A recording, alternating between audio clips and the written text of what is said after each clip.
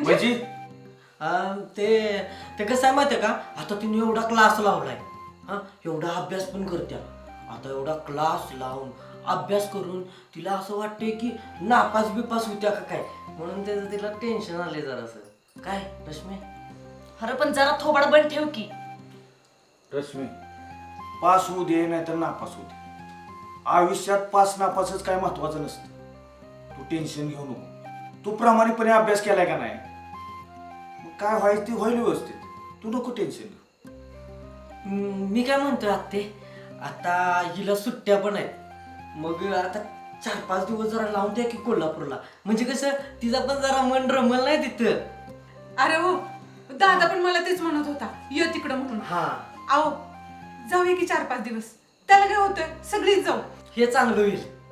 तुम्ही बायका म्हणजे माहेरला जायचं असलं का नाही की कायम घोड्यावर बसलेलं असतं, आणि तुला तर आहे ना फिरायला जायचं म्हणजे कायम घोड्यावर, नुसतं फिरायला पाहिजे.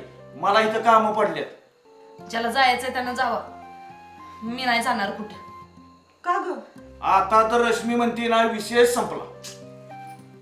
एखाद्या ठिकाणी जीव गुंतला की मग हे असं असतंय.